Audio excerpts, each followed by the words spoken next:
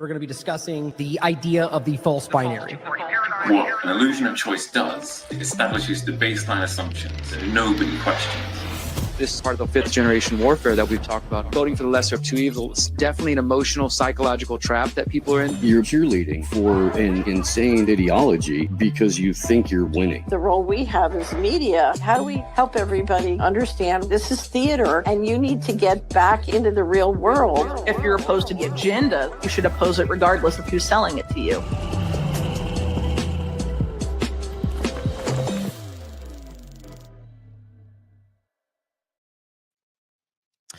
Welcome back to the Independent Media Alliance. We're here to have a very in-depth conversation about the nuance of free speech today. Something that I'm very passionate about. Obviously, I think everyone here very passionate about. But even within this group, I mean, I don't know for sure, but I argue there's probably variances on where we think that should be. And that's the whole point of the conversation today. Obviously, this has become very, very relevant for a lot of different topics we could discuss throughout this conversation. For me, it's sort of like going back to the fire in a theater point, or even today with the idea of political violence being what I kind of argue is the new hate speech. You know, violence is a thing, speech, but it's the overlay to it, and where that line is drawn. Somebody making a joke about somebody doing something bad, or somebody saying that person should be hurt, and the words are violence overlap and all of that.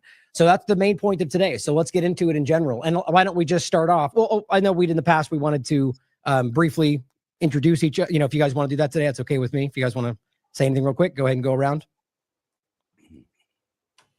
Sure, I'm not shy. I'll jump in. Jason Burmis, independent journalist, free thinker, and I'll throw it to Bros. Hey, everybody. Derek Bros here with the Conscious Resistance Network. Happy to be here for another IMA panel. James Corbett, CorbettReport.com, and I'll throw it to Charlie. Activistpost.com, macroaggressions.io. I'm Les Claypool, and I play bass. Happy 62nd birthday, Les. A little late. Good job. Appreciate it. Now, I actually don't know where the banner for our names are.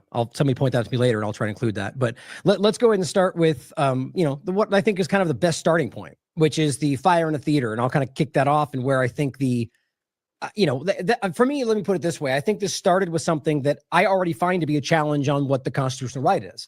And the idea that it became this kind of line that was drawn, which opened the door, the shoe in the door of the conversation of that allowance, that words can be a problem in this circumstance, but then that becomes a nuance, right? And so I argue that no matter yelling almost anything we should get into, but just saying fire in a theater could be an accident, could be deliberate. Maybe you actually thought it, either way, that other people are responsible for their actions. So let's get into that main point and what we think about that and the overlaps to it. Anybody want to jump in? Go ahead. I'll jump in because I hate the fire in a crowded theater line so much. I have hated it since I first heard it when I was about 14. It is the most annoying thing I've ever heard on the internet. On the internet, it is the most annoying thing. Just think about what that means. It doesn't make any sense. It just throws open deliberate vagueness for anything to be classified as potentially offensive or potentially dangerous. There is no legal definition of fire. There is no legal definition of crowded. There is no legal definition of theater. What does it mean? It doesn't mean anything. And it will be used a lot, and it is used a lot. They can just say Twitter is the public theater, and shouting fire is saying vaccines are dangerous, and that kind of thing. It is deliberately vague to give people a tool they can use whenever they want to use it, and I hate it. So I want to kind of throw in where my line is, okay? And I'm a free speech absolutist. Now, I think the question is, where does speech become either criminal, in other words, prosecutable, or you have the right to take physical action against that speech? And my argument is this: unless somebody is directly threatening your life or others around you, okay, with force right there, you don't have the right to take force against them. I would say that the one exception, if that person is an authority figure who is directing others to take force against you. In other words, the general that is saying you need to go raid that or take that from that person, and it is unjust. Otherwise, I'm sorry, words are not violence. You can say the most despicable thing about another person, about another entity. You can call for an organization to be burnt to the ground. You know, you can literally say, I want this person dead. And if you are not directing people to do so, that may be abhorrent behavior.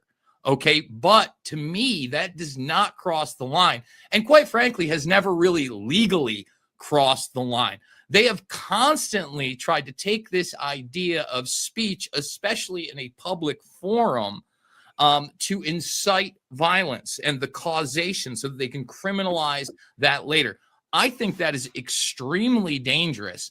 And obviously, what Kit just said about, you know, there is no legal definition of what a theater is and can that be a public square, has constantly been exploited in the rhetoric, not just in the last, 10 to 15 years of cancel culture, but I would argue, you go back to the war of terror post 9/11 times, and you had the same thing. I'll give just one really quick example.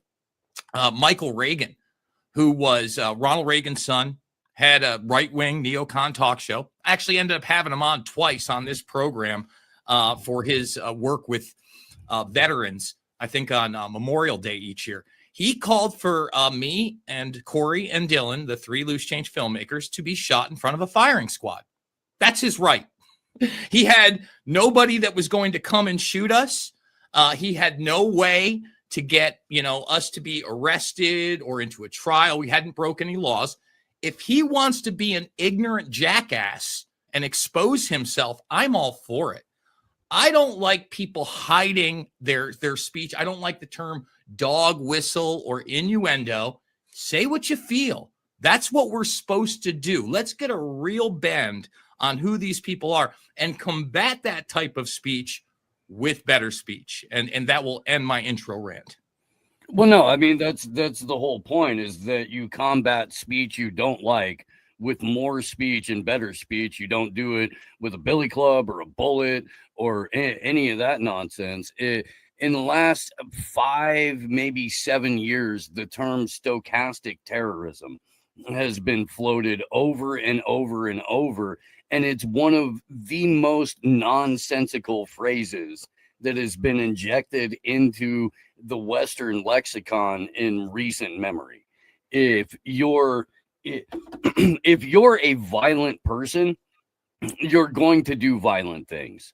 If you're a peaceful person, you're going to do peaceful things. Very rarely is speech going to be the thing that incites you to violent action. In most cases, it's violence being visited upon you first. And most people are reactionary. Most people don't wake up in the morning and go, I'm going to say the most insane, hateful crap I can come up with in order to provoke a reaction from people. There are bullies, sure, but 99 times out of 100, violence on the part of any individual is in reaction to what's been done. And so to claim, especially from the perspective of the state, that there are now phrases or words that we can't use because they may be violent, when in almost every case, the state itself is raining down violence upon people, is like literal violence, physical violence, whether it be bombs, bullets, whatever, limiting rights. It doesn't matter. The state is an inherent arbiter of violence, and they're the people that are trying to say, oh, well, maybe your words hurt, but our bullets are fine.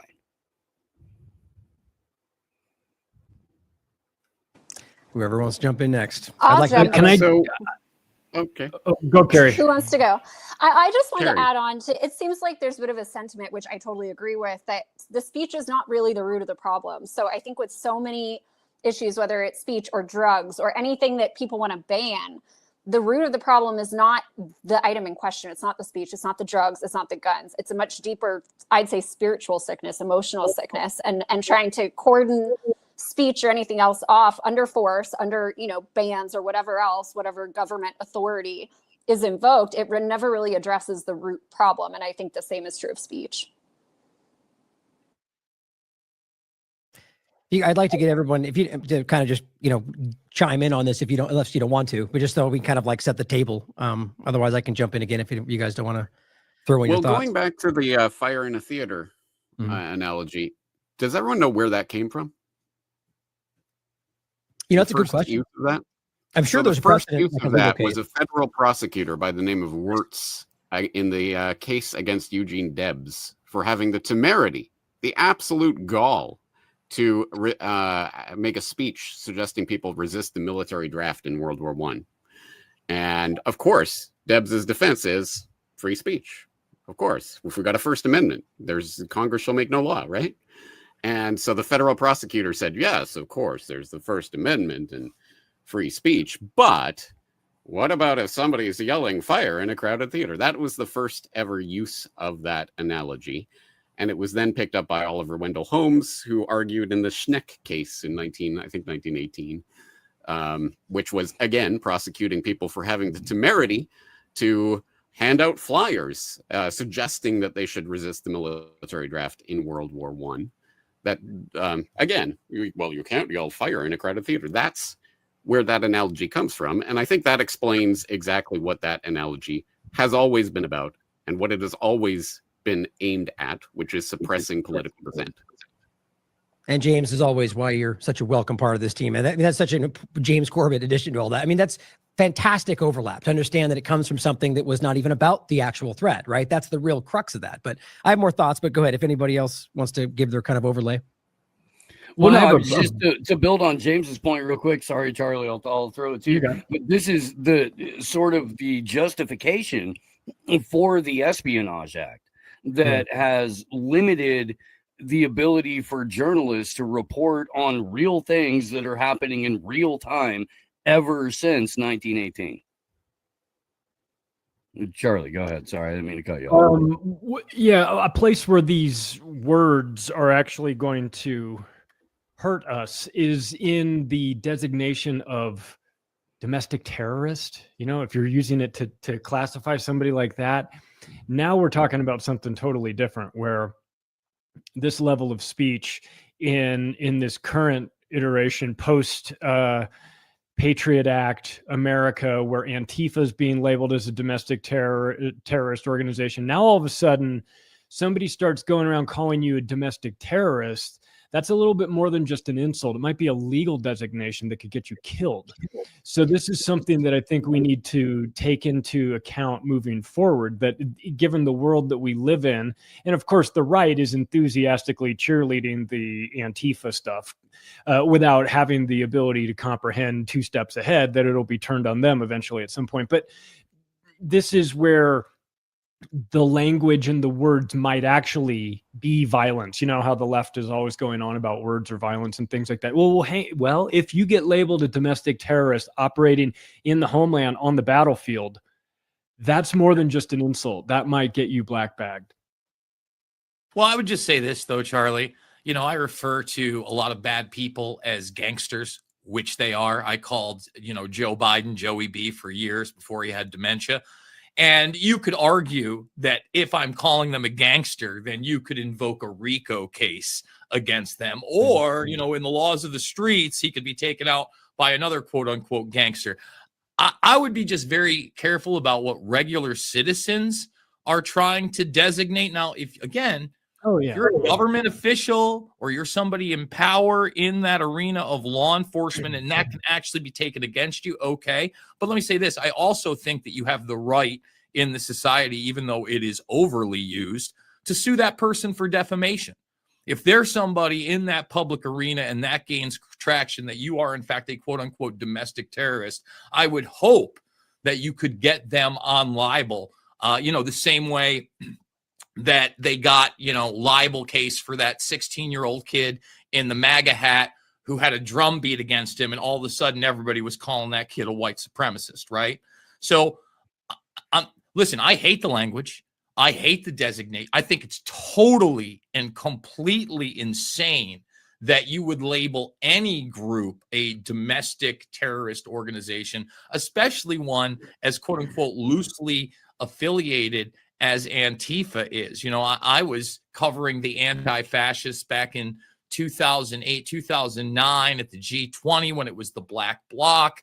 And, back then, I didn't like people wearing masks. I still don't. It was one of the things that I thought was abhorrent in the whole COVID 1984 nightmare. I, again, feel like if you believe in your speech, you believe in your cause, let it show. Get out there. At the same time, you have the right to wear that mask. And until it crosses into the level of criminal behavior, trespass, destruction of property, etc., then it's not a crime. And by the way, those crimes are not terrorism, right? We have laws on the books. When I was in D.C. A few weeks ago to host that event, I went over to the George Washington Masonic Memorial because it had been somewhere that was really interesting to me. I'd been in the past. They had a big thing for Albert Pike in the corner. And I mentioned to the guy, I said, hey, what do you think about the Pike statue that was ripped down and Trump talking about it going back up? Now, I'm not for ripping down statues. I'm not for Albert Pike. At the same time, I don't think people did that.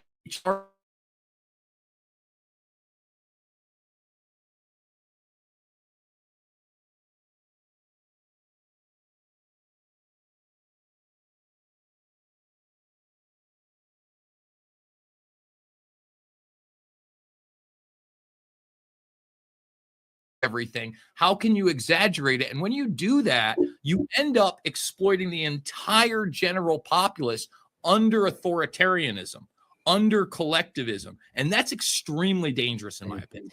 It's such a good point, Jason. And Ryan and I have talked about this plenty when he comes in on Tuesday. There's almost always, if not always, existing laws on the books that address whatever issue is being thrown into the media sphere at any given point. So if the laws already exist and you're now creating a new statute, you're now creating an additional portion to it, what you're doing effectively is sending a message to everybody else on the planet going, we have new ways to come after you because the ways that we traditionally used don't fit the narrative or don't fit the agenda that we're trying to push forward.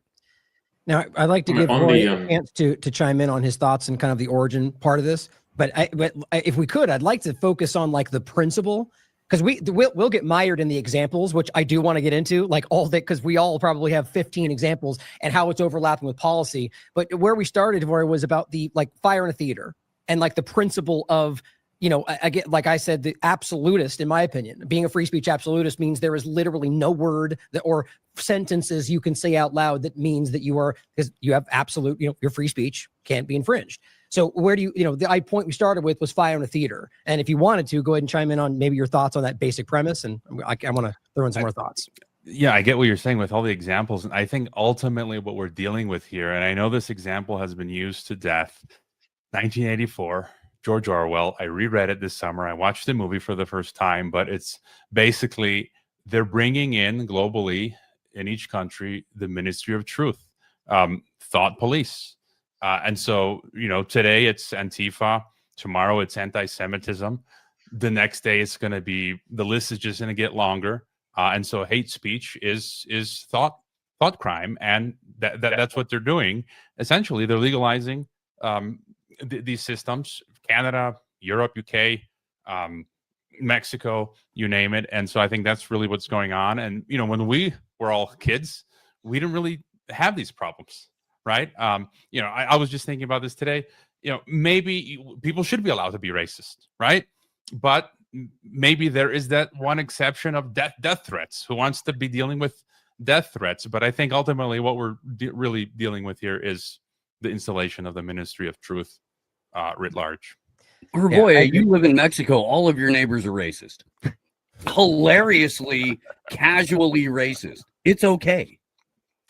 So I'd like to throw in I'm glad we can. It sounds like most of us have a pretty similar standpoint, and if you feel that there is like even say like a death threat, Like, you know, going beyond fire in a theater, I'd like to flesh that out too. Like, again, I argue that we should go as far back in the print, like to the principle, which is that there are no, like, and this is where I even argue a lot of Americans probably disagree. And that's why it'd be great to have somebody on that might even want to argue that like the Constitution is outdated and we should change it, which I disagree with. But that the argument is that if I say, go kill that person, it would be the person's responsibility who acted it out. But like Jason brought up an excellent point, from that all the way down to something that's more benign. The reality that how this got manipulated was the argument that the government should get involved. Because the point is, as he points out, there's a legal process through which you can sue somebody for doing like something like that. And it's always to the discretion of the judge. Now, it could be obviously overturned if it's a ridiculous ruling, but judges can quite literally rule pretty much any way they want at the end of the day. And they could argue fire in a theater. You could argue as the theater owner, that guy said this and it destroyed my business. You probably win that. But the case is for the government to step in and say, you're not allowed to say that because that might do some harm. Like that's where, you know, where that line I think needs to go back to. And so again, I think it's all speech. As absolutist or just what free speech means, I argue it should be every single possible variation of that. But so like a death threat, for example, like we could argue under the current legal reality, which I argue would be unconstitutional, therefore null and void per Marbury versus Madison, for example, 1803, like that if it's repugnant to the Constitution, it's null and void, whether or not it's been voted on by a bunch of unconstitutional politicians. But like that there's a line where a lot of Americans might say, well, you can't threaten my life. Like you can't act out on that. You know, I want to get into like the sue part as well, but right on that, any more follow-up thoughts that anybody wants to add? I'll throw something in there real quick. Because I know we're not talking about too much of the current event yet. It's mainly just the principle, but it does kind of tie into things going on with, you know, with Pam Bondi coming out speaking about hate speech.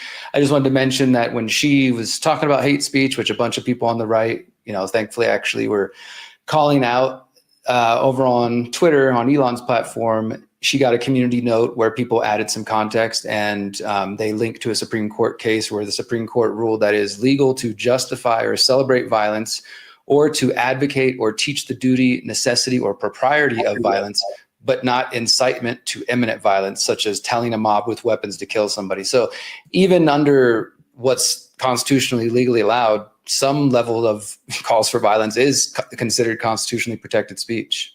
And that's interesting because at least if I'm not very versed in the case, but the argument sounds like you're there and saying, go get them. And they all run out and go do something. Now that's the line right there. It says like, so if there's a mob of people with weapons and they're about to lynch somebody, you say, do it. Then that's the line according to the Supreme Court. That's a perfect example because like, so I'm going to be erring very hard on the side of the principle, but like myself right now, I'm going, well, yeah, like you could make a legal argument that that person would be involved with that violence. But see, this is where that line gets blurred. And so I argue today, even with something like that, because of the way the government is abusing these things, the only way to fight it is to err on the side of the principle, you know, and then who committed violence will be charged for that violence. The crime. This is why Charles Manson got put in prison, right? He didn't do any violence himself, but according to the state, he orchestrated, encouraged, and then, you know, provoked and ordered the violence. So that in and of itself should be viewed as a free speech case, as opposed to any sort of actual physical crime, murder, anything like that. It became a conspiracy to commit, and that's how the court system entraps other people. But it's a very, very fuzzy area. I don't know if anybody has any thoughts about that in particular, but that's the thing that popped into my head immediately. Well, that's great. It's a rabbit hole we don't necessarily need to go down right now, but the Charles Manson case was probably CIA all the way down to discredit the hippie anti-war movement anyway. So right. But that's a really interesting overlap as well, though, right? So conspiracy to any number of things is arguably, well, that is a crime, right? But there might be a line where that would overlap, like you're saying, to abuse that to go after somebody for speech. But if you are planning a violent act and then people carry it out, like that's a very different situation. But these are all really great examples to bring these things to mind about why we should be having this conversation. Because right now, I mean, and we can go to wherever we want. I just wanted to really get that principal point out there of all the different examples, you know, because let's get into them. The millions of different ways we could overlap this with Charlie Kirk and all this been happening, and the objectively obvious hypocritical stances of people that were 30 seconds ago screaming "Now shall not be infringed" and now are making similar cases. You know, well, there's one thing I don't think that we've really covered when we're talking about death threats, and that's domestic abuse, right? like how many boyfriends, ex-husbands have said, I'm going to effing kill you, bitch, or this and that, and then gone and done it, or went and beat that person. It, you know, I've seen vice versa, violence or not on that level. And I'm just going to say that the legal system is such where you could probably get arrested if the person takes the phone call or has it on videotape and it's a direct death threat, direct threat of physical violence. But otherwise, it's extremely difficult. And I obviously, it should be extremely difficult if you can't prove that. But at the same time, again, there are laws on the books when you make a direct death threat or physical threat against somebody, you know, that is realistic. And I don't think that that is overhyped. I think that we should have laws like that on the books, especially because we see it happen every day in our society and culture. And, you know, when we are talking about abusive relationships, you know, oftentimes it's very difficult for the female to sever those ties fully. So again, we don't make it about terrorism. I don't necessarily think that that is a First Amendment issue. I don't think that you can repeatedly tell somebody that you're involved in that you're going to kill them without any type of repercussion. But again, you put that in a context where you can prove it in a court of law, and they will be prosecuted, and more than likely successfully so, and do criminal time. You know, again, we have to have these type of criminal deterrents. So, you know, again, when it's a direct person that you're involved in, you're calling for their death, I think it's different than if you're, you know, a psycho on the internet with some kind of ideology saying this person has to die or that person has to die or I hope Trump's next, et cetera, et cetera. As much as I don't like hearing those things, I think that that's a different thing from a direct threat to somebody that you know. And so who gets to decide? You know, like just logically, I mean, I agree with you. Like, I'm legally arguing we shouldn't be doing that, but I agree with you in the logical sense, because that seems like somebody threatening somebody. But what if they're joking? What if they, you know, how do you prove intent in that regard if you just basically have them saying that? That's my, and the government will inevitably and already is using those kind of nuances to drive in more restriction. So with that reality, again, my argument is that we err on the principle. And if he breaks the law, you charge him, event your evidence. If not, then you don't charge him because there was no crime. The moment we create the crime for words is where we lose our way. That's kind of my stance today. Well, I mean, we could bring up plenty of examples, right? I mean, some of the very obvious ones are like you know, we can even just start with the. Oh, you know what? Let's do this one quick since we. Can I chime in about the Antifa thing that Charlie mentioned earlier? Because I think that this is something that I think we're all probably paying attention to and have been warning people for years about the use of domestic extremism and domestic terrorists. And I know Jason was giving the example of, you know, calling somebody a gangster, but I think that, well, especially now with that actually being a term, now you could be accused of being an MS-13 and you might actually get taken away, right? So it is almost rising to that level of being called a domestic terrorist. But I've been warning people for years that labeling your political enemies domestic extremists, domestic terrorists, which has been happening the entire time Trump has been around, since Antifa and alt-right clashing in the street, that it's getting us exactly to where we are right now, where, you know, just the last week, Trump designates Antifa as domestic terrorist organization, which, by the way, I know that we have a few people who might or have identified in the past as anarchists or voluntarists on the panel here. And I just wanted to read the first sentence of that executive order. It says, Antifa is a militarist, anarchist enterprise that explicitly calls for the overthrow of the U.S. government. I'm sure some here or in the audience have done that. The overthrow of U.S. government, law enforcement authorities, and our system of law. Again, it's not hard to see how that can be twisted to fit probably many of the things that some of us here on this panel have said in the past. And I think that's really what I worry about. Obviously, the Antifa thing itself is problematic and labeling people domestic terrorists, but it's that combined with the free speech conversation we're having here, and then how words like that are like anarchist, et cetera, are being thrown around that really does, I think, worry me. Not that it's anything unexpected, but I do think we are now entering that territory where it's not just the left using, you know, hate speech and stuff like that, but now the right has kind of find their angle of how in the post Charlie Kirk assassination, they want to use that to target people. And I just think that is, it's taken us all the places we've known for years it was going, and it's not going to end up good if people really embrace this. So I just want to kind of implore anybody out there in the audience or in our collective audiences to do what you can in your virtual spaces and in your real world human spaces to discourage that as much as possible. When you meet people who are talking like that, really try to bring it back to a sense of normalcy and help people understand why labels like that. And then, of course, accepting and emboldening this idea of hate speech, which I think many of us here probably have been the kind of people, I know I have been for years, saying that hate speech, hate crimes, these aren't even really a thing. Like that, it was a problematic from the beginning. You already have, if somebody commits a crime, they want to make a special case that says, well, if it was because they were gay or if because, it was a racial thing, then that should be, aggravated, extra charge, extra time, instead of just being an assault and a murder. So that was already kind of problematic from the beginning of creating these special categories. And the same thing goes with creating a special category of speech. It's not just free speech, it's hate speech now, because it's, again, this is a specific group, or it's, all the different ways they twist it. So I just want to encourage everybody out there who's seeing what's happening to not participate, not buy into that, not feed into it, but instead try to pull away from it as much as possible. And my point was that political violence is the same thing. I mean, in principle, it's the same thing, right? Violence is something. You can prove the violence, but political violence, even like you could prove, in some cases, you could probably prove that somebody hated somebody and that's why they acted. Our point is that's still just speech, right? Violence is the same idea. And I think it's just it's like the right's version of hate speech, even though both is happening, And so I'm glad you bring that up, because clearly this is about hypocrisy. And there are so many examples right now of people being driven and weirdly enough, almost coming out in the conversation of like, yes, we're being hypocritical, but it's because they deserve it and they started it. Like, that's the level of the conversation. I think Gavin McInnes was one that made that case very clearly and just argued that that's, they're the real terrorists. That's why this is acceptable. When they do it, they're lying about us. Like that. How do you argue something like that? Well, here's the thing.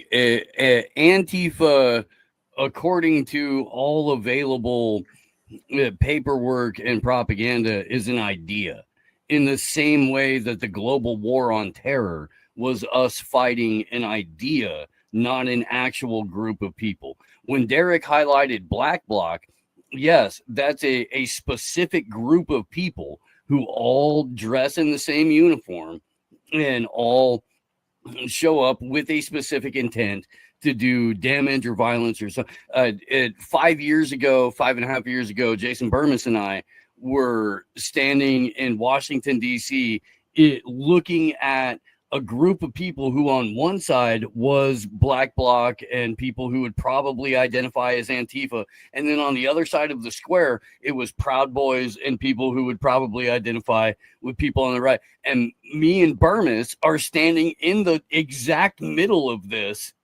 going, which way should we turn? Because it was sort of a cordoned off like alleyway type of thing. And we knew that we were going to get flack whichever way we moved.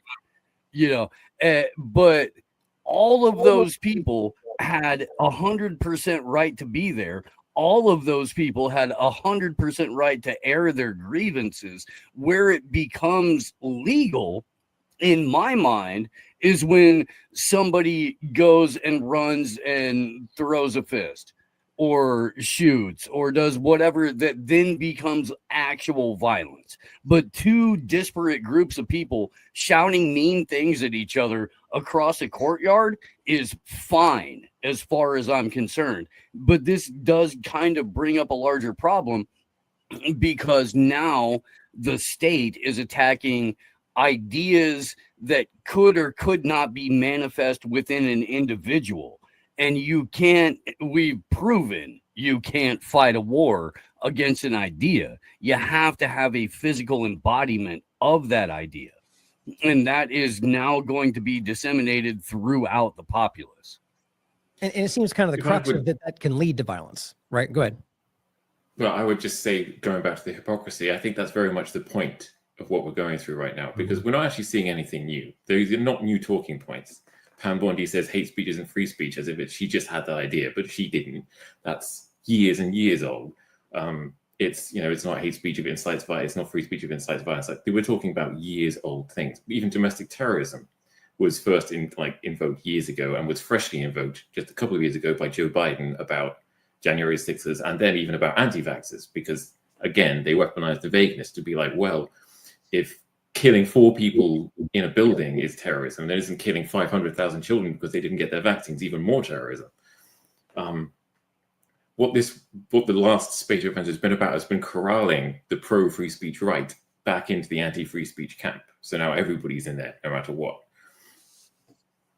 Right. Maybe I'll just add that I think the technosphere, right? You know, we always had issues in the before the internet world with free speech and governments, but I feel like all of this is heightened because of the internet, because so many people can now put their thoughts online and have effect, you know, weaponize their thoughts. You know, I don't know if you guys mentioned the recent example of George Galloway coming back from Russia and being held up for about 5-6 hours as a, you know, thought criminal. So I think it's important to highlight the technosphere aspect and the difference between policing thought, which is what they're trying to do, and then using that example of the death threat. Like if I get a serious death threat, you know, I don't really get many death threats, fortunately, but if there's something serious where I'm in Mexico and it's like a cartel member sending me a message or something, then I will go to the police to deal with that act. And it's not so much about the authorities dealing with that, you know, speech online. You know, traditionally we'll go to the authority to deal with the potential violent act going around, you know, the internet. So anyways, yeah. Well, Hervoy, I'm glad you brought up the technosphere side of this, because this is potentially a point of discord that may exist amongst us. For one thing, I don't call myself a free speech absolutist, only because I think that might convey to people a misapprehension. For example, if I certainly don't think anyone has the right to come into my house and start scribbling on my walls. I don't think anyone has the right to come into my website and start scribbling on my website walls, my comment section or whatever. No, there is no free speech there. It is I allow what speech I allow, and I disallow what speech I disallow, and no one can stop me from that. Now, of course, if you put free speech absolutism in the context of government can make no law against this or that. Yes, of course, I 100% agree with you. But private entities on private property can absolutely make whatever speech curtailment they desire. And people entering into that private property will either agree to abide by that or agree to get kicked out if they don't abide by that. And well, can I ask you something? But that's a well, can I trespass just issue, finish not a this point? speech Because issue. this is where the disagreement comes. This is where people start saying, but the government already is in bed with Twitter, so, or X or whatever it's called this week. So therefore, it's not private property. Therefore, the government can tell us what can and cannot be on Twitter, right? And that is where I fundamentally disagree. Well, that's what I think. Like, where is the line drawn when you're talking? Because I totally agree with you, right? Like, if I'm even on my YouTube channel or on my X account, and it's just something is just so bigoted or so crazy, I'll take it off. Or if someone's just spamming like pro-Trump and you know, it's the copy paste stuff, I just get rid of it. It doesn't even necessarily have to be bad. At the same time, does an entity like Google that has been, I mean, first of all, brought up through the intelligence apparatus, not only through InQtel, but NASA and DARPA, the National Library Initiative, that has all sorts of Defense Department contracts, that has AI contracts, that is in bed with them on quantum computing. Does that entity, because it's on the stock market, classify as a private company that can do what it wants, when in reality, it is literally financially, and when you're talking about, especially AI, authoritatively, a government organization? I mean, the question is specifically, can Google or Alphabet or X decide what goes or does not go on their platform, even if they are government sponsored or whatever? Let's get into this. The answer is I freaking love this. I'm absolutist on that point.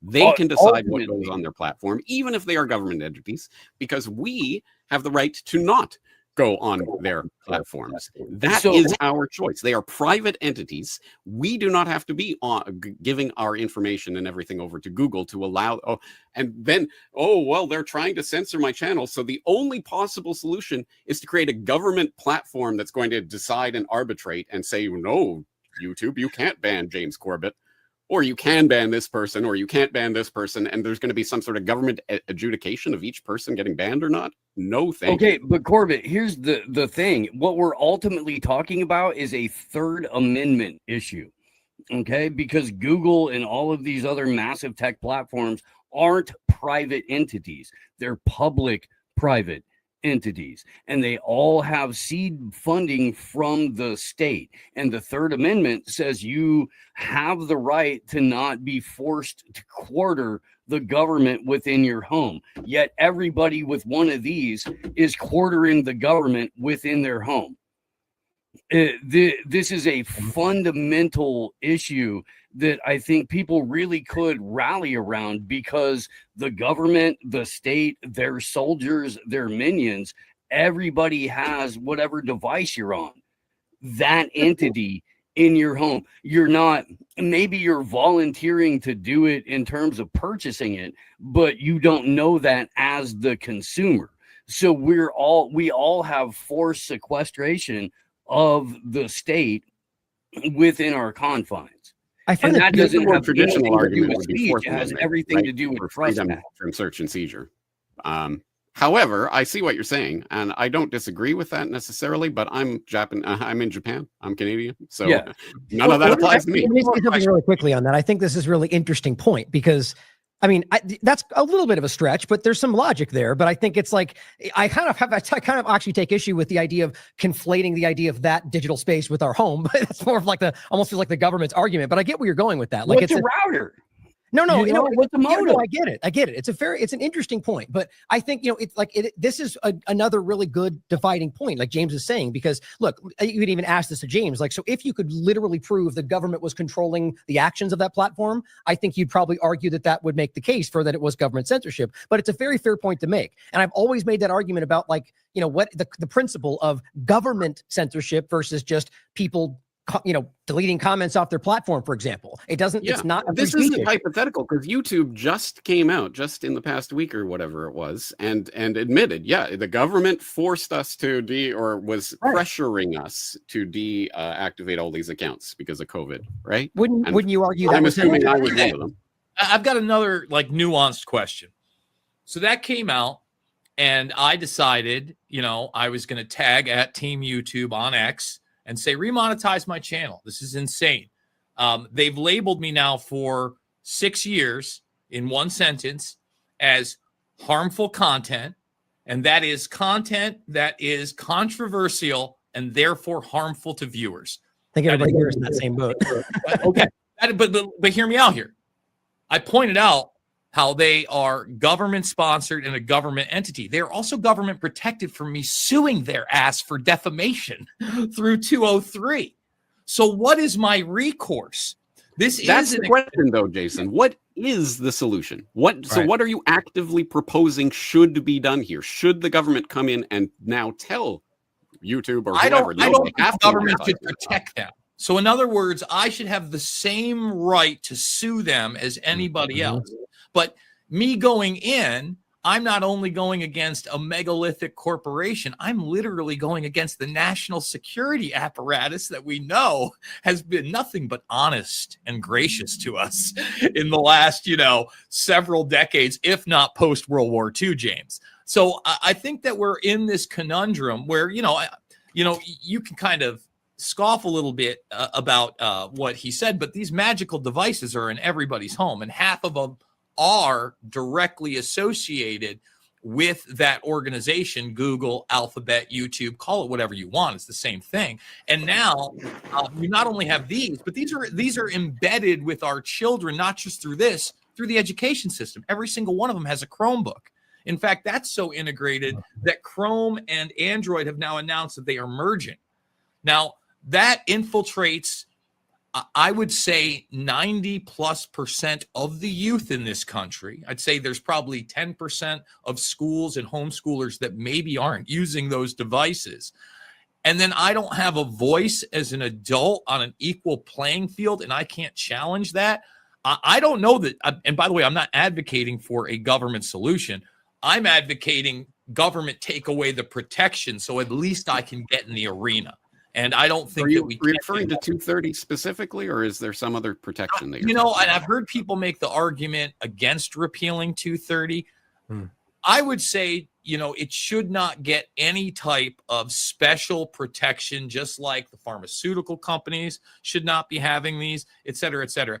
just like if they want to say, and they have ruled on this many times, that corporations are people, right? I can sue people. So then anything that you want to but sell on the stock specifically, market, what lawsuit would you like to bring against Alphabet? And I would what a is preventing you defamation. from I am doing harmful. Yes, defamation. You have blanketed me as harmful content. You have to prove that I have literally produced harm. I have produced harm to nobody. Words are not violence, James. Like, that's the idea. Everything that I have never, not only have I never called for violence, everything I have presented, I have either backed up with evidence, I have said it's speculation, and when I am wrong, which is often, I say, I got it wrong. I didn't think they were going to put the dementia patient in as the president. I got it wrong. I thought they were going to put Trump in prison. I didn't think they were going to try to shoot him. I think if you are an honest broker, you should have the same abilities, especially when these people are not being honest brokers. Right. And I know we're getting into the weeds of free speech, but the weeds are important here, because specifically it always comes down to the brass tacks of, okay, so what specifically should happen here? And I'm not American. I'm not in America. So you have tried to sue YouTube for defamation, but you were rejected by the courts. I don't know that you can bring that lawsuit. I've talked to, for instance, not that I'm a rich man, but Renz, me and Tom have talked now for several years. I met him early on in the Reawaken America campaign. This is really before he even opened up to a lot of the things about the hate and lies shots, DARPA, et cetera.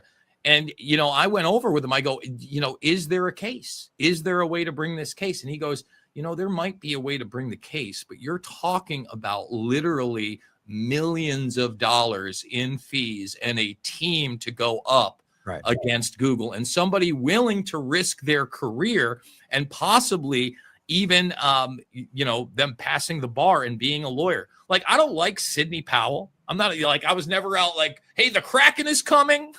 And, she's the best. She lost her license to, pursue law. I look at somebody like Bill Barr. Is he ever going to lose his license to pursue law? I don't think so. And has he been an honest broker? I don't know if you guys have seen it yet. But for instance, the Oversight Committee did ask him about the first Epstein suicide. They said, Epstein went to prison guards and multiple officials and said he was attacked. Were you aware of this? And again, not being reported on the media, he said, yes, I am aware of those reports, but I don't think they were true because of his mindset at the time. I mean, well, let me bring in another addition to the YouTube censorship part. Like, so it's interesting because you overlap with you're harmful. That's a good way to look at that. But so let's take like mine or Whitney's the same situation. It was specifically around myocarditis being possible through the shots, which everyone knows is a provable case today. Not that I was saying every time, but that you can prove that's possible. And we got censored for that. And still to this day, because of all this coming around, I petitioned them like everyone did. And they immediately responded saying, we relooked at it. No, you can't come back. Medical misinformation. And so there's a very different case there, right? So to Corbett's point, it's I honestly don't know exactly what I think should happen. One thing I think you can prove is that the government's involved, right? So that makes the government censorship. Now, the company part of it being a private company, I think that that doesn't apply if we know government's doing it. But what am I demanding? Like you said, that the government should then allow it back. I mean, it's kind of I think the point is that new platforms that we should lean into, we should fight to not allow that overlap. But the dealing point should be the government being involved in any case. I don't think suing a company, whether or not the government's involved, is going to be I think our justice system, our legal system is wildly broken for people that don't have a lot of money. So it's a whole different conversation. But so that changes a little bit, right? So what do you think, James? What would be your solution if as a U.S. citizen in that situation, or, what you think would make the most sense? I don't know if I can imagine myself as an American, but I am a Canadian in Japan who had my channel taken down for years because they said, whatever, this is, unallowable content. And then after a few years, they said, hey, guess what? We were wrong. Oops, sorry, here's your channel back. Okay, yay, wonderful. So what's my solution to that? It is certainly not to beg the U.S. government to be some sort of adjudicator in this or something. No, obviously government interaction with these platforms is the problem itself. So the only solution is to get government out of these platforms. I don't have much of an ability to do that on my side by myself anyway. So are we not moving in the opposite direction, especially with this TikTok hype? Right? Totally, we're starting to, on a grand level, it doesn't matter what side you're on, just accept this techno-fascism. Which just handed TikTok to a CIA contractor that is a dyed-in-the-wool Zionist who shares information on the regular with the IOF. I mean, I totally agree with you. I mean, again, this is the big issue because, let me give you another news story that it's only on the peripheral. Are you guys aware of the Ehud Barak emails that got hacked with Epstein?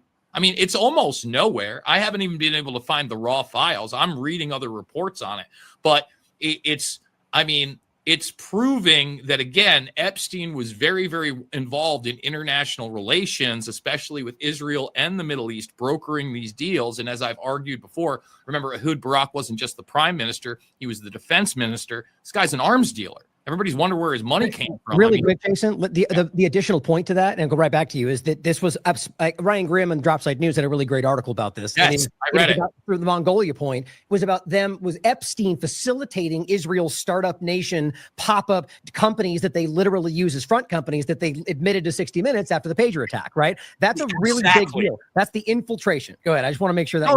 I'm glad you made that point because, again, it's this layer and facade of government. I still have gotten no answers, and I'm shame on me, but even most of alternative media not digging into the signature reduction program that never went away, right? I mean, we all know that this intelligence network, I guess we'll call it, because signature reduction is not an official name. They refer to it as an art form. It's been going on for literally 15 years with no hearings, no oversight from the Senate, no oversight from the Intelligence Committee. And they admit there are 60,000 of these people online and in person. That's 4 years ago. And they're embedded in the biggest companies. So you're telling me they're not embedded in Google, X, Meta, TikTok, of course, just like they're embedded in Raytheon, Lockheed Martin, just like they're embedded in BlackRock. They're embedded in all these goddamn things. Okay. And, Palantir is another extension of that. You know this. I think that's one of the big issues with this free speech idea is that we are so far down that techno-fascistic rabbit hole. What is a private company? What is the government? And have we had any type of actual criminal accountability at high levels on either in my lifetime? And I'm a 46-year-old man. Haven't seen much. I guess that's the real point here. I don't know that we're going to go in the direction of actual free speech unless we're able to get some type of criminal accountability for this type of behavior for individuals that are doing it. And I think Epstein is one of those individuals, but we never got a criminal trial. We never fleshed anything out. It's still, I think if we did, we would have actual insight to some of these people and people would demand that. But I haven't seen us get there. We haven't even really gotten to a trial where those ideas are explored. You look at the Ghislaine Maxwell trial and they truncated that as far as they could into, human trafficking, essentially, to Epstein alone, right? Well, you bring up this is one of the things I wanted to get to in this conversation was that very perfect point about the public-private partnership, the fascistic discussion. Like we have seen the corporate world blend with the government right in front of us, and so that obviously changes the conversation, right? So all of these are problems. Not to say we're going to solve them on this conversation, but it's important to identify that very issue is one of the reasons why this is so difficult because we can't discern where that line is from the government side. So, what anybody's thoughts on how you go forward with that? I was just going to make that point because I agree with James that for all intents and purposes, let's say all these platforms are private, Google, big tech. But what happens? Okay, they take you down from Google. You go to Microsoft, they take you down. You go to that, anywhere there's nowhere to go. And even if you have your own website, Google delists you, and so nobody can see you. And now, we've left any semblance of a republic or government, and this is totalitarianism. And I can use, because I'm here in Mexico, I can think of these examples all day. Look at the analog world. Let's say I go to a public plaza, the cartel zone, or I go to another corner, another cartel is there, and so now the issue becomes, well, now you're living under fascism or oligarchy or mafia or cartel. And now we've got another problem to deal with. Okay, well, let's look at Trump's inauguration and the front row of Trump's inauguration, where you had defense contractor / social media CEO standing next to defense contractor / social media CEO standing next to defense contractor / social media CEO, and so on and so forth. Let's look at the parade that they had in the UK just a couple of weeks ago, where all of the heads of the tech firms and the AI firms are standing there dressed like, what delightfully adorned penguins, standing next to an actual king who was walking behind the president of the United States. This is the Anglo-American establishment in its full force. So there's in terms of social media, and maybe I could get some pushback on this. God, I hope I could. But there's no difference between the heads of social media companies, in my mind, and the state. Carrie, do you have tell me I'm wrong. Well, I've been wanting to say something that's kind of adjacently related, but I think is quite important to consider. You mentioned his inauguration. We're talking about, well, should the government be involved? And I wanted to bring up an executive order that Trump had shortly after he was inaugurated that all of the MAGA crowd and the free speech absolutists were very excited about, because it was basically saying the government's not going to censor social media anymore. By my executive order, I'm ordering all of these agencies to stay out of it. They can't do it. But when I read that order, I found it very interesting because they refer to constitutionally protected speech. So in theory, this is forget I said that part just now. Before I mention that, in theory, wow, Donald Trump is getting the government out of censoring social media. But that's a huge caveat. When you look at the speech they're now saying is unacceptable, they would probably argue that anti-Semitic speech, which could just be criticizing the government of Israel, is not constitutionally protected. So that's I wouldn't even call it a backdoor. That is a front door to continue censoring the internet under the guise of no longer censoring the internet, because they use the term constitutionally protected. And who decides? Well, people in government, they decide whether or not it's constitutional. So I don't have a specific reply to what you're saying, because I've been censored by potentially that public-private partnership. If Derek were on the call, he was censored with the anti-media as well. And as far as we can tell, it seems like the Atlantic Council was involved. Right. But where I to this day, I don't know where to draw that line, because, it's still a private company. I believe that. And I think that is especially important because we're talking about the extent of this corporate public, if Facebook and Google and all these companies are government entities because they got funding from the government, or there's a revolving door, what company isn't in this day and age? And that's a broader conversation, but it's all of these things are enmeshed. So it's like, if everything is fascism, corporatism is nothing fascism, corporatism within the paradigm we're living in. I don't have the answer, but those are the things that are crossing my mind. Well, I think it's interesting. Sorry, just to jump on the constitutionally protected speech thing. I mean, they're taking away the right to due process now, arguing that people who aren't citizens don't get the right to due process. So people who aren't citizens, I suppose, also don't get the right to free speech. They haven't actually said that, but it is implied. There was a recent ruling, by the way. They just came out and argued that was unconstitutional. Keep going. I just think it's important to what you're saying. The fact that he was anyway. That. Okay. It was just a quick appendix. That's important to think about, though. There's a House ruled recently, or it hasn't.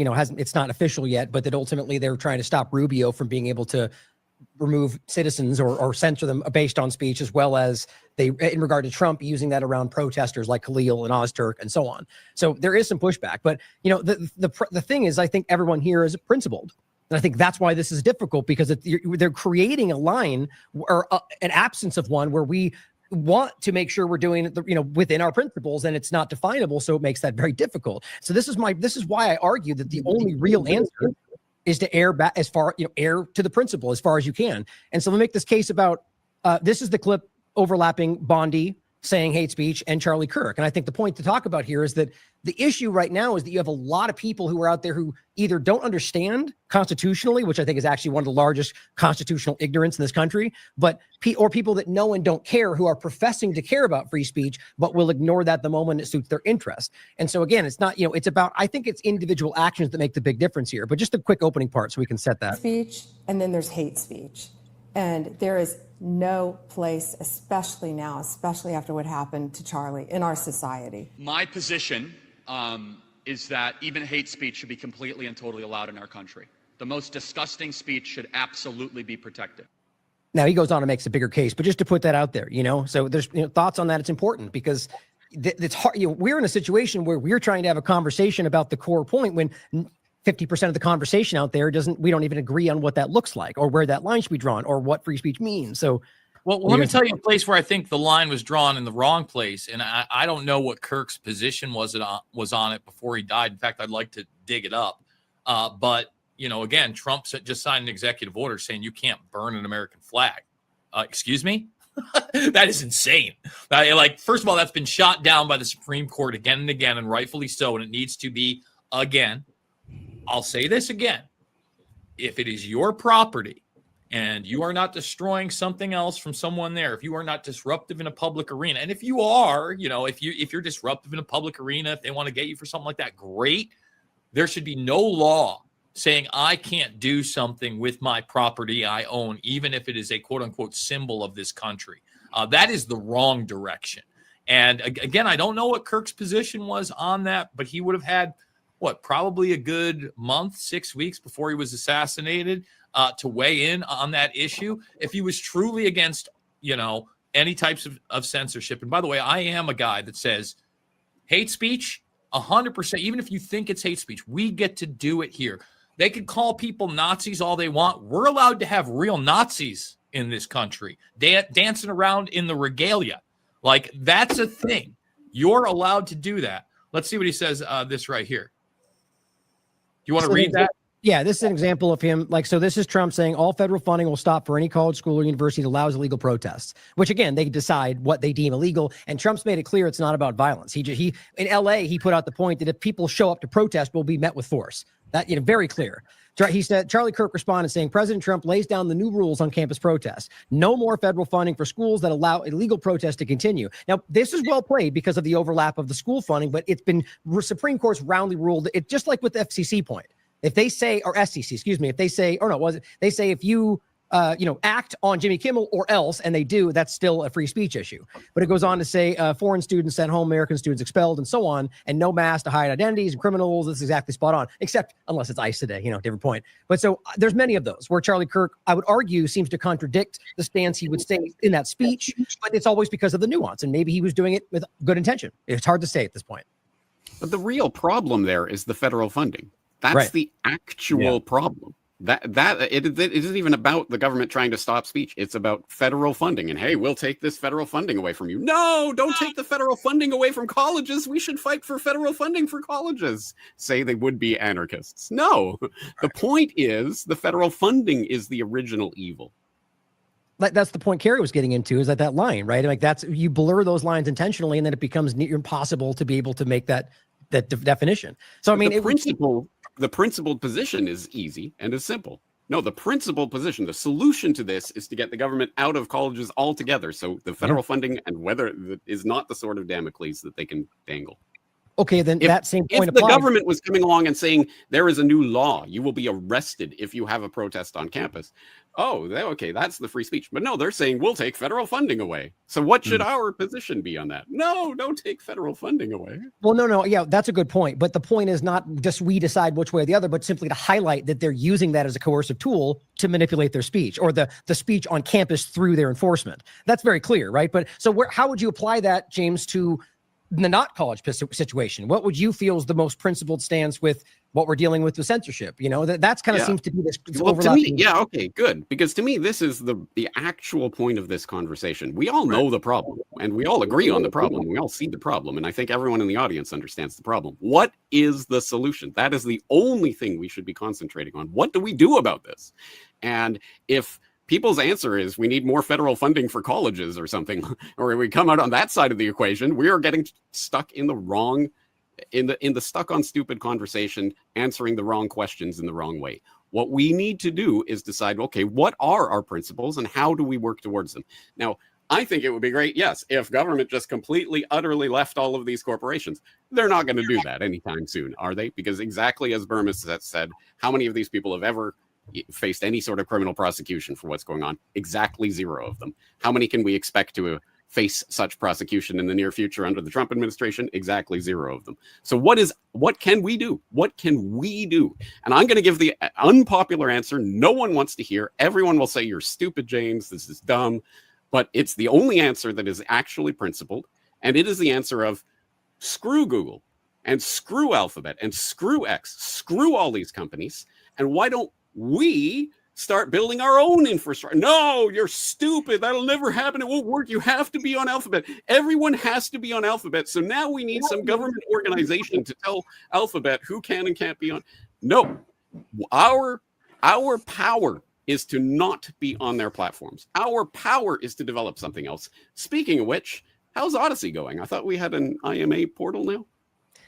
Oh, well, on that note, it's just the updates in the group chat they're giving us is just that it's still working out bugs and so on. You know, when I update people, I simply say, I've been in this position, funny enough, with Super U in the past, where that exact problem was trying to be addressed, of a new platform building the infrastructure, where Peter put in about $1 million to build multiple places, then he mysteriously died. That's the actual story, by the way. But, you know, and not to say I don't agree with you entirely, by the way, James, but there's a lot more, obviously, of things are outside the legal reality that governments and powerful people actively do. But so the interesting thing is the government aspect in what you're saying, right? Which is that, like in that situation, what we're all talking about, the government, I think, is where you have to look for accountability. And like we do with everything else, like we need to hold them accountable, because the company, there's clearly fault and there's clearly dishonesty. But if you're a corporation and you're competing with other companies that are getting government one-ups, you're going to probably do the same thing. Like, so that you can argue government companies are not necessarily the issue in all of that, but the government that's doing that. So how do we hold the government accountable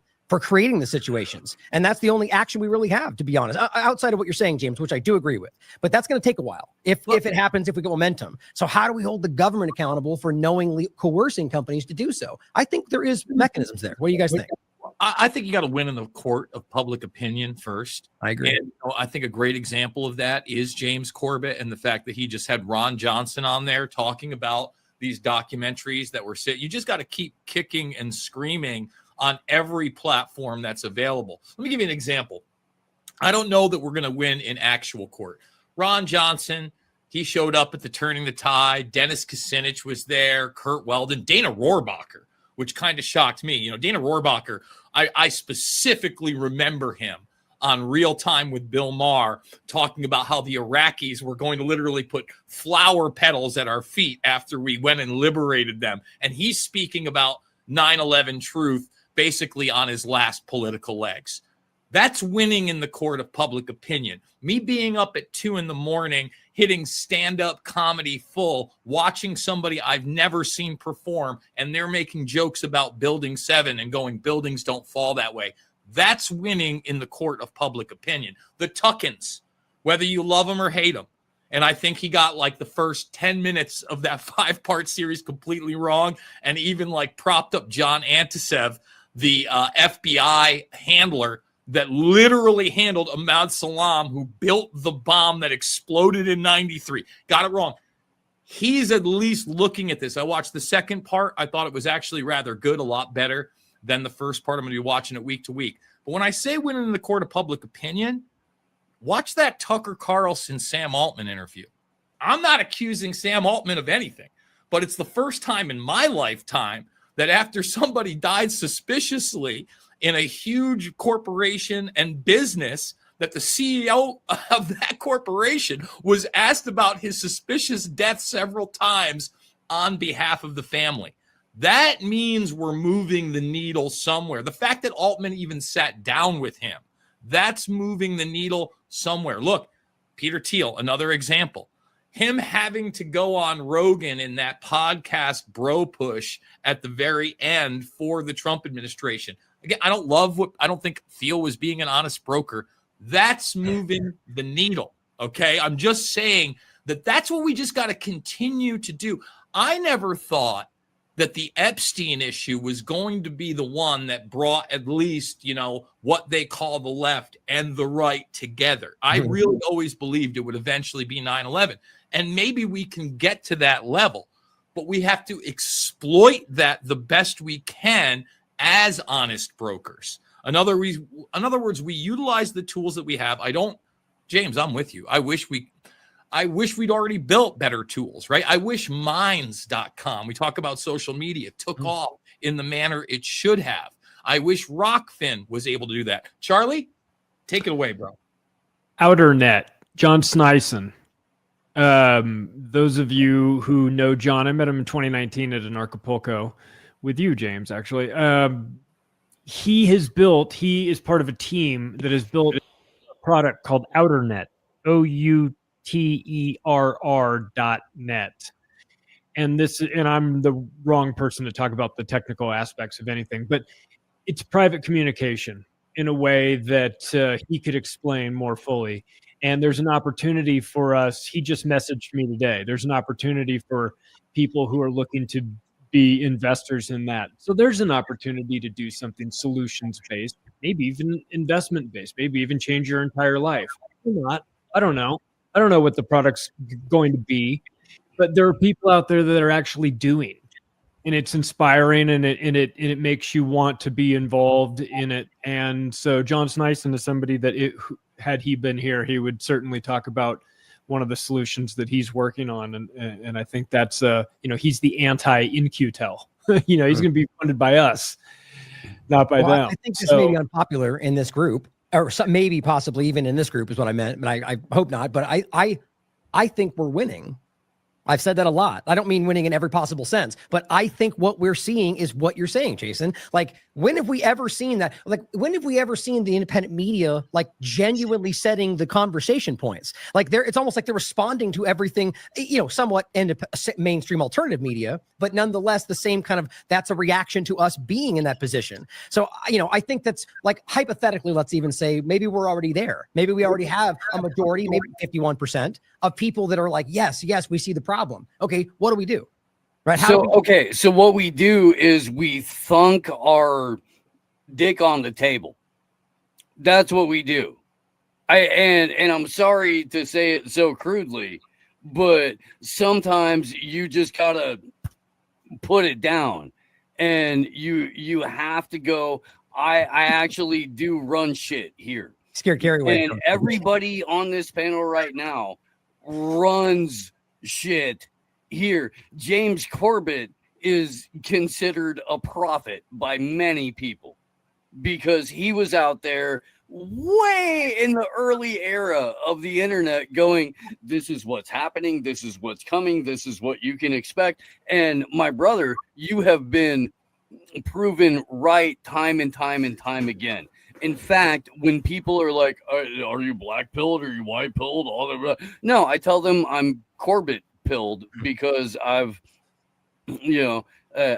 had this resource for a very long time that has told me unapologetically in full truth what things are without qualifiers and what things may be without qualifiers.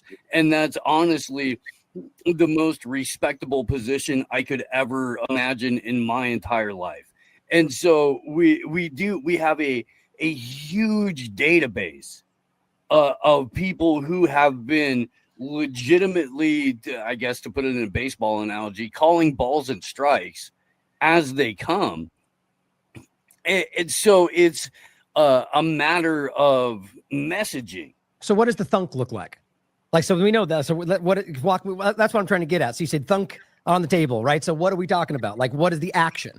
We already know this, man. Derek Bros, who was here earlier, talks about this all the time. It's understanding that technology is inherently a part of our life. And it's very difficult to decouple from that. But you can do many, many things in and around that, maybe even in spite of that. First and foremost, you can grow and produce your own food. What you can't grow and produce on your own, you can have a handshake relationship with the people who do that in your area. We have a gentleman who comes through the show very frequently, Texas Slim from the Beef Initiative, who is working very hard to make sure that people have a handshake relationship with their rancher. But it extends beyond that, because once you understand what food is and where food comes from, you have a kind of a building block opportunity to understand that, well, information in and of itself doesn't happen because the state tells you, or CNN or Fox or MSNBC tells you. There are things that you can do that it falls, I guess, to trust but verify. And so I'm one of those people who believes that we're living in an era of unlimited potential and unlimited opportunity in spite of everything that's being thrown at us. I just want to say that in no way, I just want that part be the conversation we get into. Steve talks about these things all the time, just to make that clear. And so, but let's hone, and all outstanding suggestions. I think that's in a broad sense, but how do we hone in on the free speech point? Because I honestly, I'm not saying I even have a solution to it other than what I believe we should be leaning into, which is just the principle and every way err on that side, even if there's bad consequences. I really want that to be something to think about. But so what are our solutions? In addition to ones we've laid out. I talked about utilizing the tools. I think we also have to lean into the politicians, unfortunately, that are consistent. And they are very few and far between. But Massey is the man. I watched Thomas Massey, and he is principled. He doesn't seem to bend the knee. He's anti-war. He doesn't sit up there and say, oh, well, we're going to give an exception to Israel or this nation or this ideology. He's pushing extremely hard on the Epstein files. He grilled Kash Patel and made him look like an almost tearful child when he was going into it. I mean, he literally hammered him, gave examples of people who had been trafficked. He said, the magician, aka David Blaine. He said the rock star. I think that's probably Courtney Love. I mean, he went down the list. And he made Patel go, well, it's not just this administration. It's the two administrations prior that have looked into this. Really? Weren't you just on the podcast circuit telling us we shouldn't believe anything from those administrations and invoking the Epstein files? Ron Johnson is another one. I remember during the COVID 1984 era, obviously he was much better than most. But me and my brother would have discussions. Yeah, still kind of a neocon war hawk. Really didn't like his foreign policy. Starting to come around on that, right? And we have to keep in these people's ears. And then, unfortunately, we may have to, and this is what kind of makes me sick to my stomach. And I know it might for you, James, as a professed anarchist, and you're never going to have this problem as a Japanese citizen, but step up to the plate.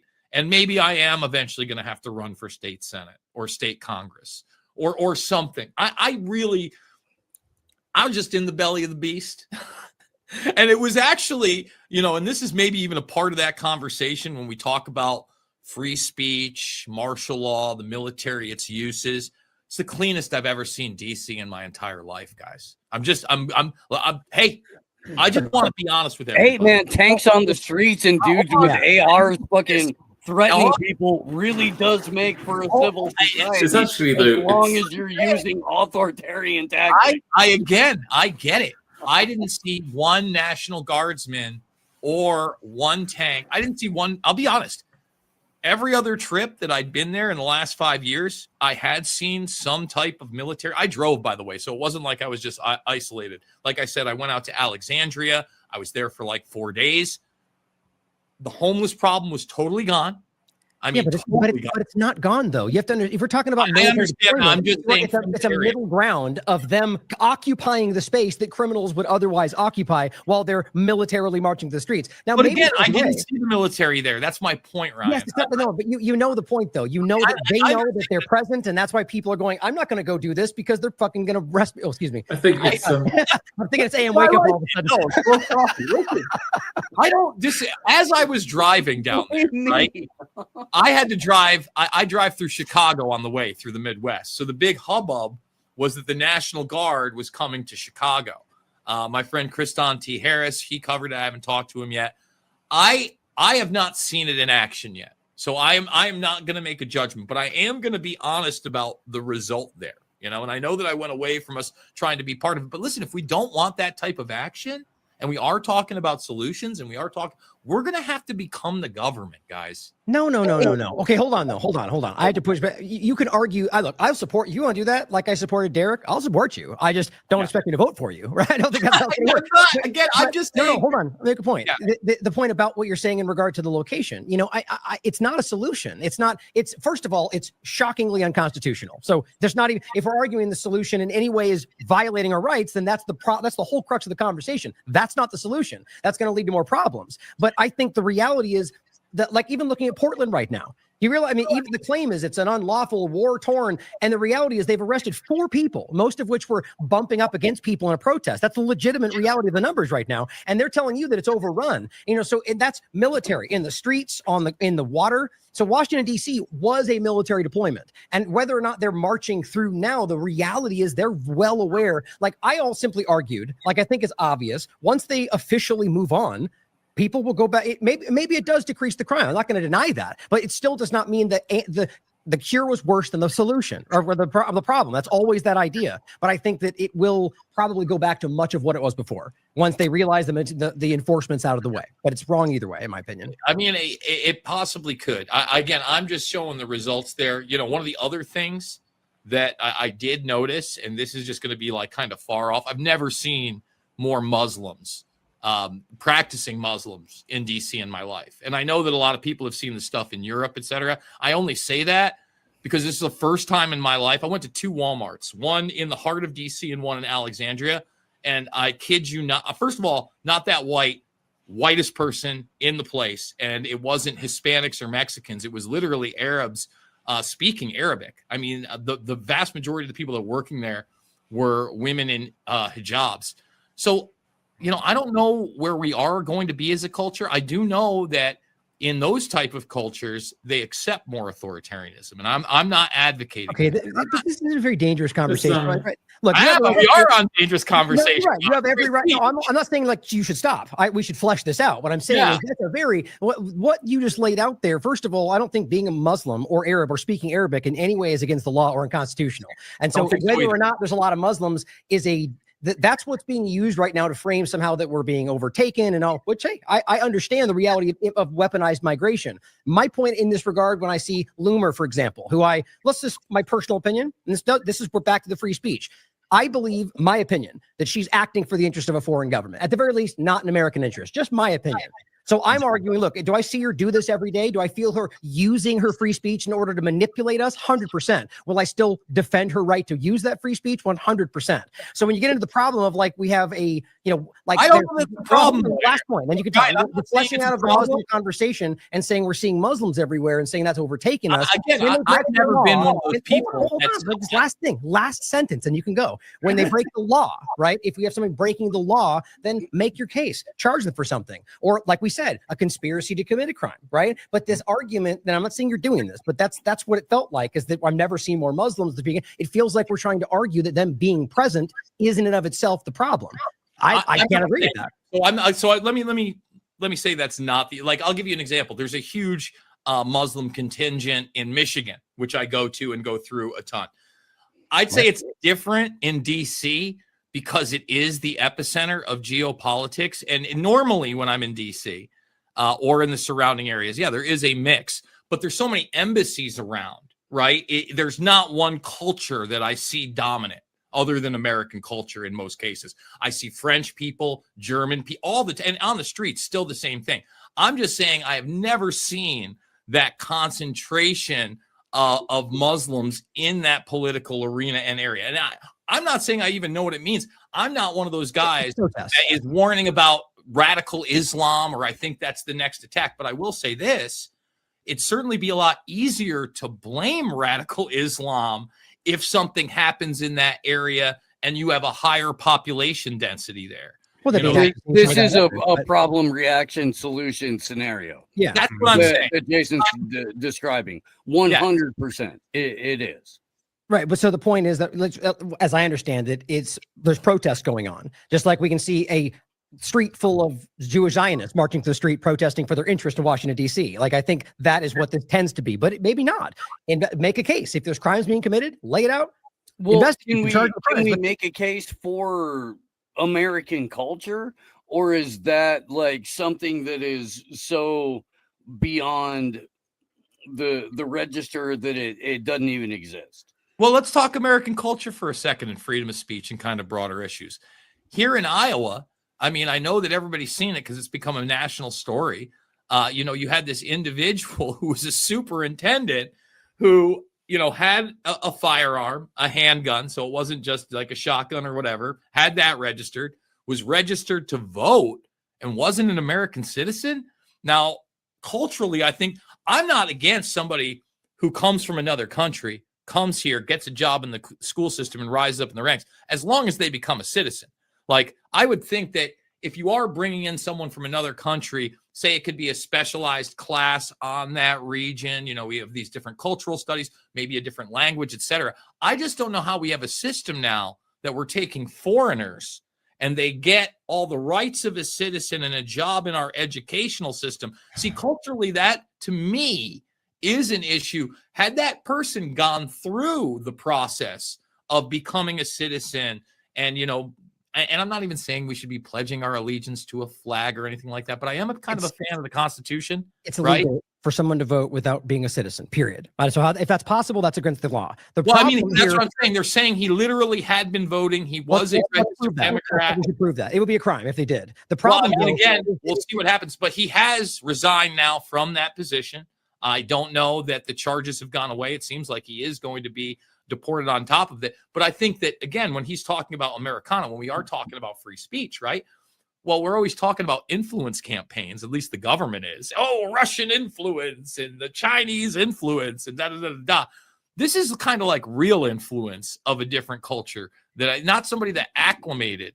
But let's make a quick point about this. The reality, the constitutional literacy of understanding that literally everybody in this country has constitutional rights, whether or not they're an illegal alien, whether or not they're a Visa card holder or green card holder. So again, it seems like it's important to understand this. So the only issue is that they're there and that they're a different culture and that they're speaking a different language because they have constitutional and they rights. haven't pledged allegiance to our ideal set at its core, which I think is free speech, like I said. Right. I mean, I'm trying to understand the point of the criticism here, because if we live in a country with freedom of religion, look, and I'll be clear, we're taking kind of a hard turn here, but I'm aware of the very real ways these things can be abused, and that there are very real issues from Israel, from Saudi Arabia, from China. Like, the reality of this, the issue though, is that we live in a country with freedom of religion, freedom of speech, at least we tell ourselves that. And so when they break the law, this is where this becomes a problem, but everything else becomes hyperbole.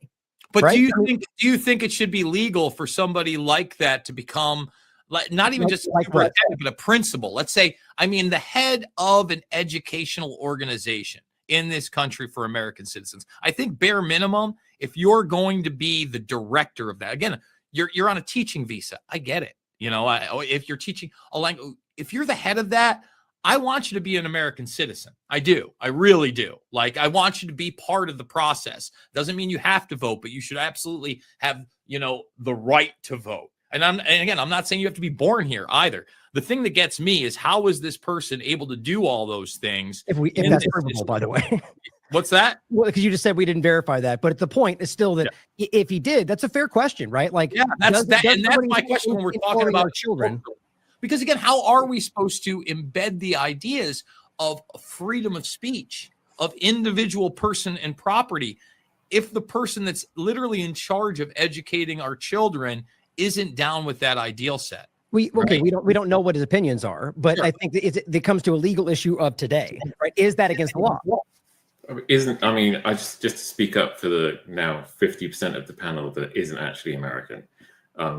And you've got your imperialist mindsets going on here. This is kind of breaking away from the free speech topic, but I would suggest that, unfortunately, the American system, you're talking about America and Israel, and I'm afraid that, in my view, in the next few years, that is going to collapse and be replaced by something else. And this is all part of that. Yeah. I can agree I with mean, that. there will be a transition away from the American empire, and it will be the main power in the world will become something else. And this will be sold to most people, including most Americans, as a good thing. I get that sense too, to be honest. Do you think that can happen without a major casualty event, I would say, or maybe the right kind of political assassination? For instance, right now, I look at the Kirk assassination, and my biggest fear is some type of quote unquote retaliation from the other side that indiscriminately kills people, right? Well, I mean, potentially, no, I would agree. There must be, like, if you look at the transition of power, for example, historically from Britain to the US, people would say that the episode around that was World War II, essentially. Mm-hmm. But the transition wasn't then flagship or even necessarily deliberate. So you could sort of argue it's different. I don't think, no, I think the collapse of the US when it comes will involve an awful lot of casualties, one way or the other, whether that becomes just from a collapse of infrastructure, like you saw in the collapse of the Soviet Union, where there were millions of casualties that weren't, taken out by bullets. There was just a complete collapse of all social infrastructure. And I could see that being done.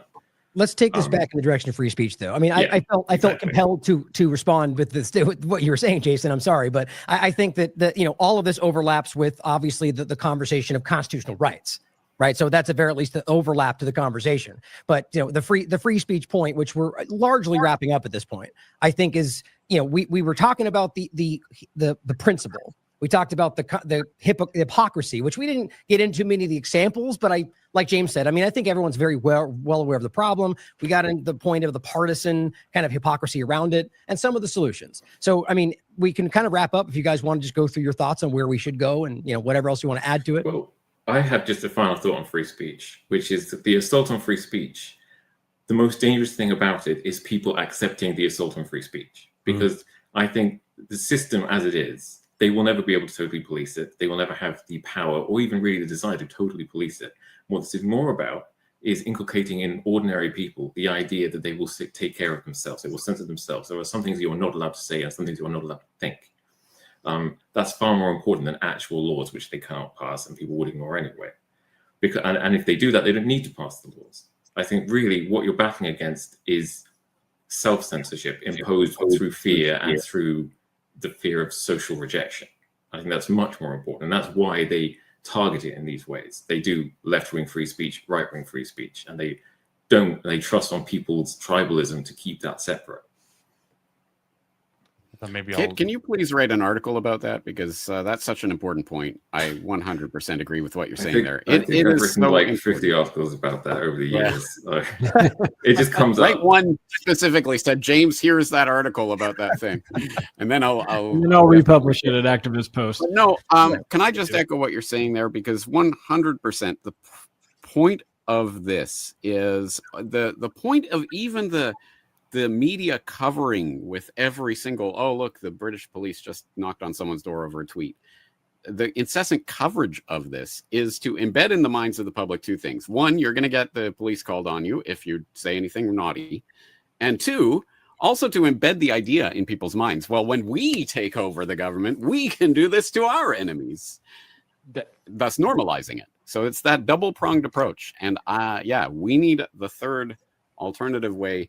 We need to be 100% constructing our own communities, but also, as Jason says, out there ringing the bell, putting the word out, because as Ryan says quite rightly, it is having an effect. We are having an effect, and I actually think of it slightly differently. I don't think we are winning. Like this is some battle that's going back and forth. I think the power has always been ours. The power is ours. And when we recognize that and understand that and take that back into our own sovereignty and claim that and act within that power that we have, I think we're unstoppable. But the entire point of the enemy propaganda is you're weak, you're pathetic, you're powerless, you can do nothing. All you can do is come and groveling on bended knee to ask YouTube to monetize your channel or whatever. Nope. Our power is our decisions, what we do and what we say. And we have to spread that message 1,000 times farther than the propaganda can go. And one small addition to that is, so 100% agree with everything you're saying. Then what we see is not just the fierce self-censorship, but the other side doing kind of like the same thing on the other extension of it, saying, well, they started it. right? So yes, I see this as a problem, but they're the ones that did it first and they deserve to get it back. Or like McGinnis difference is saying, we are hypocrites, but they deserve it. I guess I kind of just said that, but yeah. And it's kind of that's the real, like the rationale from any which way you look at it. It's driving you to agree to your own subjugation. I guess I'll jump in. I totally agree with James on this idea that we can't play the victim. Unfortunately, I think victim mentality has really been pushed, especially with the youth. I see it within my own family. It makes me very, very sick. It also is associated with these identity politics that are there to separate us. And I would just say this, if I came across anti-Arab or Muslim, I'd just like to say this. I also don't think that we should be deporting students that are on visas here that decide to protest against, Israel or what's going, or anything, right? I think that they're here on a visa in the education system. Like you said, they are allotted those same constitutional rights. Again, if they're breaking laws, charge them with that. We have a criminal justice system.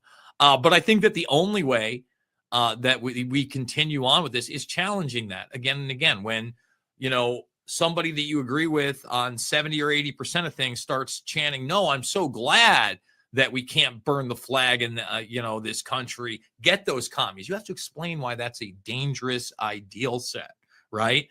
You have to explain to people why you can't have this blanket rule that you're not allowed to criticize this government, this race of people, this religious belief.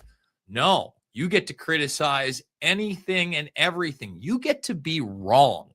All right. We're allowed to be wrong in this country. You have to bring that back as well. So look, I think it's going to be an eternal battle. I've said it before. I'll say it again.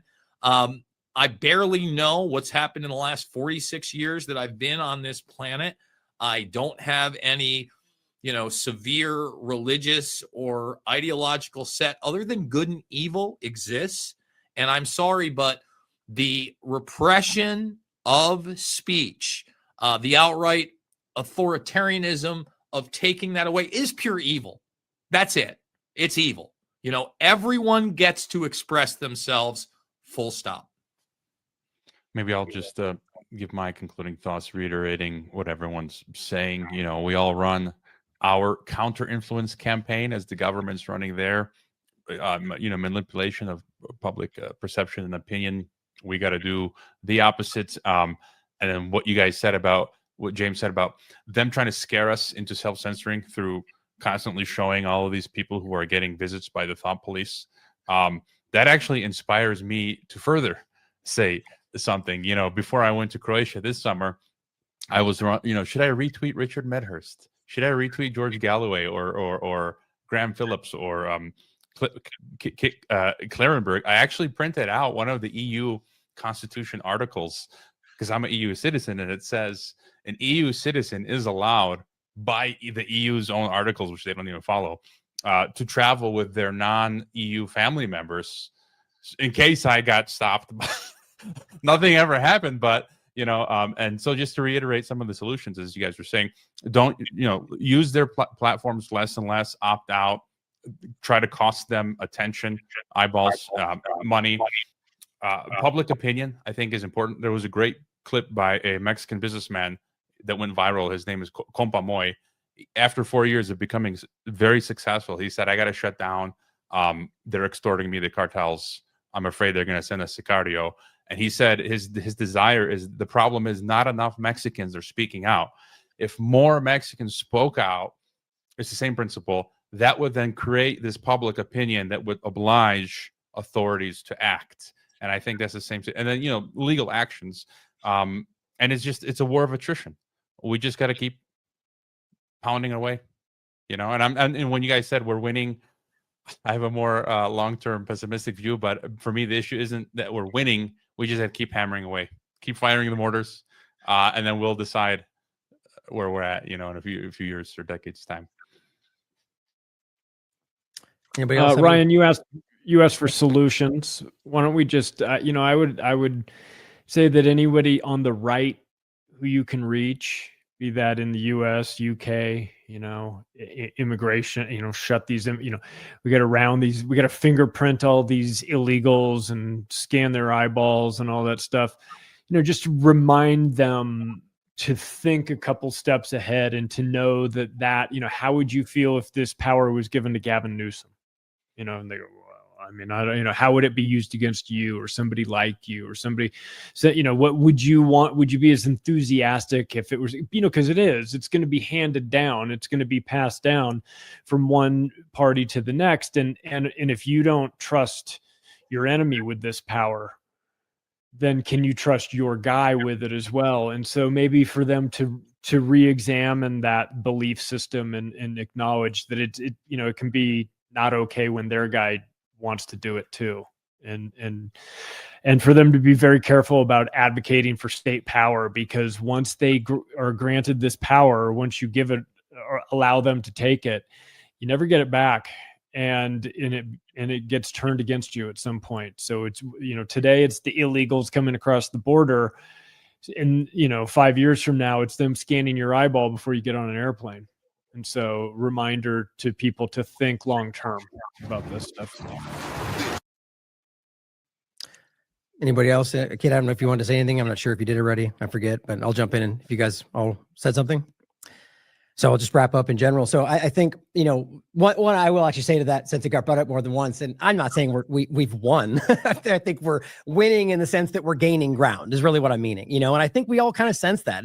Maybe that's not even the majority yet, but that's kind of where I'm leaning. And either way, I think we recognize that there's a difference today, and that just speaks to what we're all getting at, is that what we're doing, it is affecting people. And that's a powerful thing to recognize, And I want to say that I think that, there's two kind of overlapping things. Is right now there's a lot of people out there. Well, I will say too that, like I've been saying often, that I don't think the left and the right, like the mainstream alternative media and the mainstream media framing each other, I don't think that represents most Americans anymore. I think things have shifted, and now they keep screaming about the left does this, the right does that. And there's leanings, but I think that's changing. And I think that there's a lot of really just good people who believe that they're fighting for the Constitution, who maybe don't understand it enough, or who are misled, or are rationalizing why it's okay to stop it now for X, Y, and Z. But let's not I think it's important, and I think we all here do a good job at this, but out there, don't immediately assume somebody's fighting for the wrong reasons or a partial or part of the, give people the benefit of the doubt in regard to these kind of ways, and let them prove themselves out, right? Like engage with somebody is my point. Say, hey, have you thought about this? Do you understand this part of it?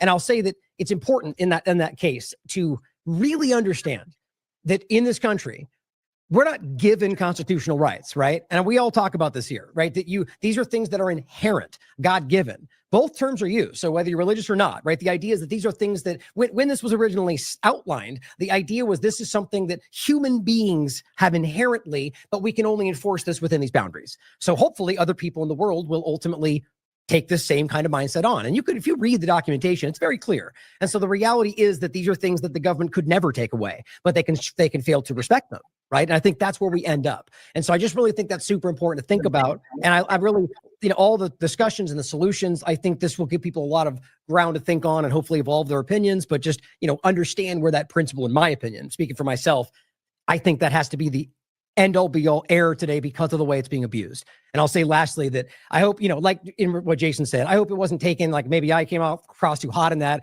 I feel like the ideas are used very manipulatively out there, not even to suggest that's what you were doing, Jason. And so I just think it's important to have that conversation. I love Jason to death. We still love each other after this because the point is it's an amicable. I love you too, Ryan.